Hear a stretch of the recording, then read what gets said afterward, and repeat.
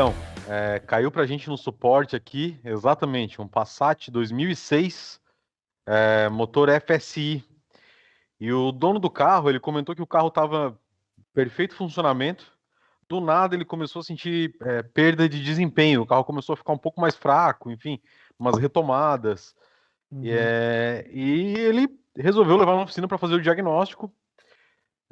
Chegando lá, luz da injeção acesa, motor fraco. Primeira coisa que o nosso parceiro aqui da doutoria fez foi passar o scanner. Uhum. Então tá aí o nosso Passat. Então, dois códigos de falhas ali gravados na central de injeção desse Passat, Michael. Uhum. O primeiro deles é o 1063 e o segundo é o P2296. Aham. Então, P1063 e P2296. Uhum. Se o Michael quiser entrar na doutoria aí, dá pra gente. Pode falar? Desculpa, o ano dele era 2006, né? 2006, Michael, Aham. 2006. Vamos acessar o veículo aqui, só para a gente confirmar os códigos de avaria ali. É um Exato. 2.0 FSI, sistema Isso. 9510. Motor BLY, esse aí mesmo. Uhum. Um código era o P1066, né, Betão? P, P1063? 63? Isso. Deixa eu pegar aqui. 1063. Falha no regulador de pressão do combustível fora dos limites de trabalho permitido, né? Perfeito. E E outro código, P2269. P2269.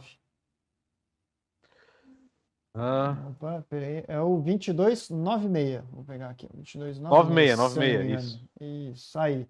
Falha no circuito elétrico do regulador B de pressão de combustível, né? Perfeito. Uhum. Essas duas falhas. Aí o reparador entrou em contato com a gente no suporte para auxiliar ele nesse diagnóstico aí, o carro gerando esses dois códigos de falha. E o reparador queria saber se a gente já tinha alguma recorrência nesse sentido, de um carro apresentando esses códigos de falha, com esse tipo de sintoma de perda de potência. Uhum. E aí, lembrando que esse carro é um carro em injeção direta. Então, Certo. ele tem bomba de alta pressão, ele tem Uhum. linha de alta pressão, e ele tem a válvula reguladora da parte de alta pressão de combustível ali. Aham. Então, tá acessando o que pra gente aí, Eu vou Michael? O pegar diagrama aqui, elétrico? Betão, só para a gente confirmar. Aqui, ó, só para a gente acessar, eu estou acessando o diagrama elétrico desse Passat, só para a gente chegar ali nos códigos de avaria que estava dando, né? É referente à Exatamente. válvula, né? A eletroválvula reguladora de pressão de combustível, certo? Isso, Uhum. isso. Então, os dois códigos eram referentes à pressão de combustível e à válvula que controla essa pressão de combustível. Então, o Certo. Maicon achou a nossa eletroválvula aí no diagrama e ela recebe no terminal um positivo que vem do relé principal Uhum. e no terminal 2 ela recebe um controle PWM que vem do terminal 19 do conector B da central ali. Então, o Maicon está apontando o diagrama elétrico para a gente ali. Uhum. E o que que o nosso parceiro, nosso cliente fez ali? Cara, agora que já tenho o esquema elétrico, ficou mais fácil. Eu posso espetar o osciloscópio ali no terminal de controle para saber se essa válvula está sendo controlada pela central, se esse controle está vindo por parte da central ali. E aí, passando o próximo slide, Michael, ele obteve esse sinal aí. Então, o que era para ser um sinal PWM, estava vindo esse sinal que ele coletou e enviou para a gente. Uhum. Esse sinal aí ele não tem características de um sinal PWM. Um sinal PWM ele precisa ter frequência fixa, ele é um pulso quadrado, bonitinho ali. E aí a gente pode ver que ele é um sinal que ele não chega nem a completar o controle ali. O controle está sendo cortado no meio pela central. Aham. Não, legal. Então, trabalhando com o cliente, a gente instruiu. Então mede a resistência dessa válvula aí só para a gente dar uma olhada, ver se ela não está queimada, enfim. Uhum. E aí próximo teste que ele efetuou foi esse. Ele pegou o multímetro e foi lá e foi medir a resistência da eletroválvula reguladora da pressão, da linha de alta pressão de combustível aí. Certo. Uhum. caso, ele desconectou lá, né, Betão? Ele desconectou o conector, ali o chicote, o conector da bomba, e mediu na eletroválvula lá direto lá, né? Com tudo desconectado, ele pegou o multímetro, espetou lá na eletroválvula, ela fora do circuito, obviamente, né? Perfeito. E ele obteve uma resistência muito baixa ali, Michael, em torno de 1 ohm. Uhum. Então ele ligou para a gente de novo e entrou em contato com a gente e perguntou: pô, mas será que não está em curto essa eletroválvula? A resistência está muito baixinha. Pela nossa experiência, existem sistemas que têm realmente a eletroválvula que controla a linha de alta pressão, ela tem uma resistência muito baixa. Perfeito. Uhum. E aí a gente falou, bom, não dá para bater o martelo ainda que essa válvula está em curto. Uhum. Então, o que dá para fazer? E aí foi aquilo que eu falei na introdução. A gente pode puxar aquela ferramenta que fica por diversas vezes guardada lá no fundo da gaveta, que é a nossa década resistiva.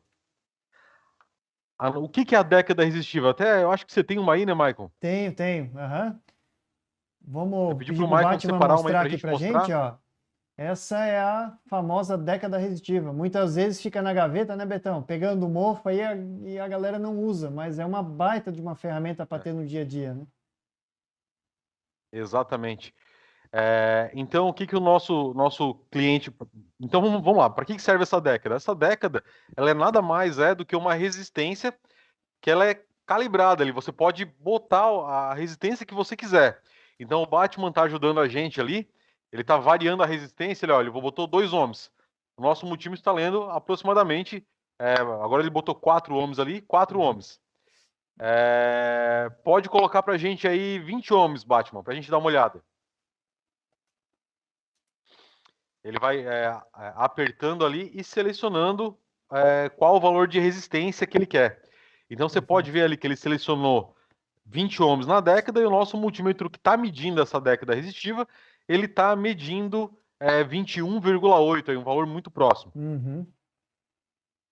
Então o nosso amigo ali, reparador, ele pegou essa década resistiva e ele conectou a década resistiva no chicote do carro para simular uma resistência. E ele foi gradativamente subindo essa resistência, 20, 21, 22.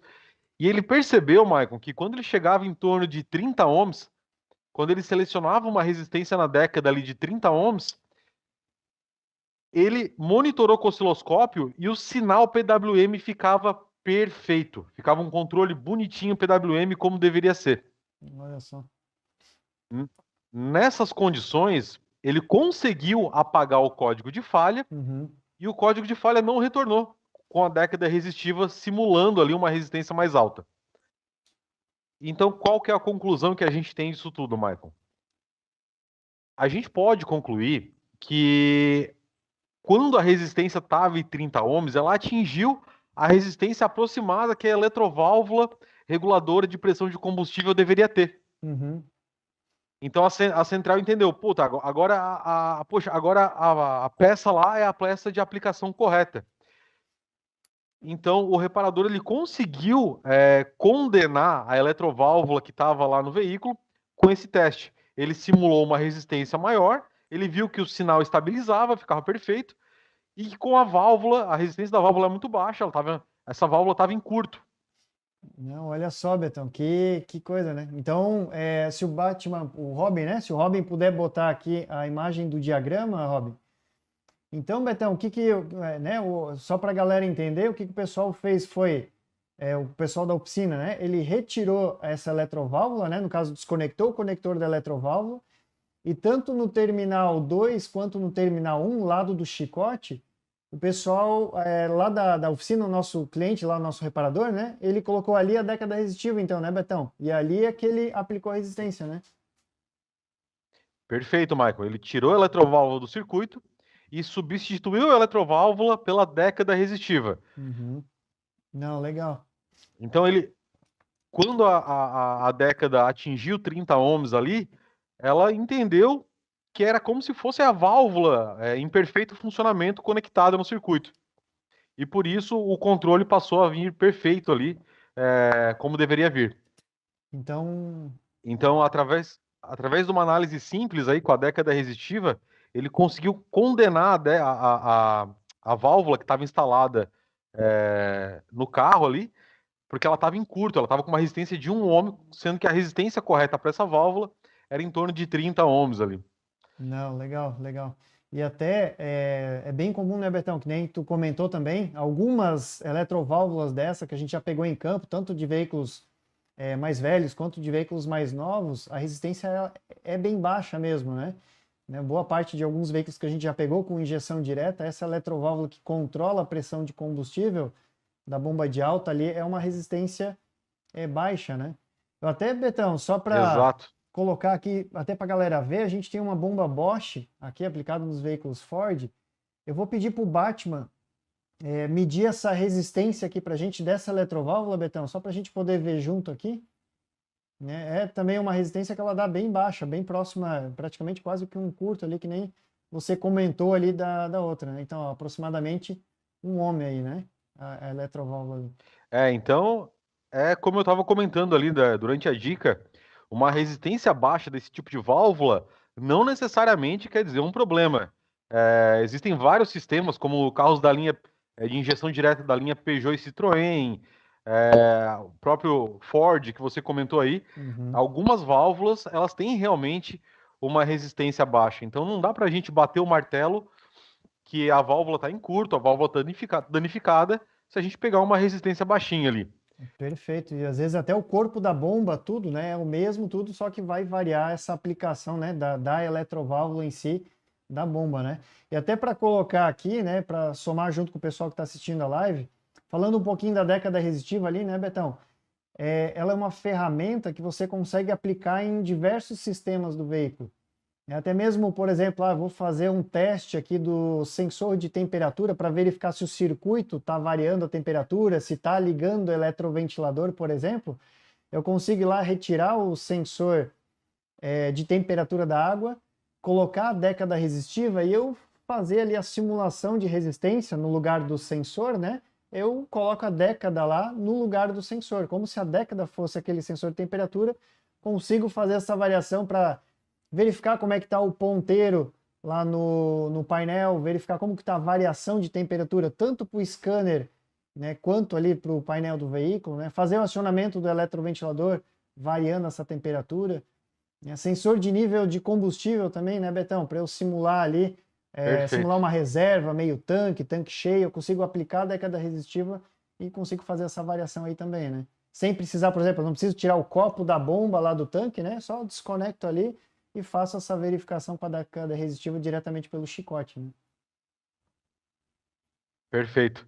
São várias aplicações aí, né, Maicon? Tudo que a gente vê no carro que usa resistência variável, seja termistor, como no sensor de temperatura, ou potenciômetro, como no caso do sensor de nível de combustível, que você acabou de citar aí, a gente pode aplicar a década para testar o circuito, para ver se está tudo funcionando Uhum. e tentar afunilar esse diagnóstico aí e chegar a até condenar uma peça, se for o caso, como foi o caso desse Passat do nosso cliente aí, que ele simulou a eletroválvula e conseguiu condenar que a válvula realmente estava em curto, né? Perfeito. Engraçado, Maicon, que o que aconteceu? Ele solicitou uma peça nova para a concessionária e quando chegou a peça, ele mediu a resistência da peça 0 km, né? A peça na caixa, tirou da caixa, Uhum. mediu a resistência e essa resistência dava exatamente 30 ohms. Então, o diagnóstico foi bem preciso ali do nosso cliente quando utilizou a década resistiva para condenar essa válvula reguladora da linha de alta pressão de combustível do Passat.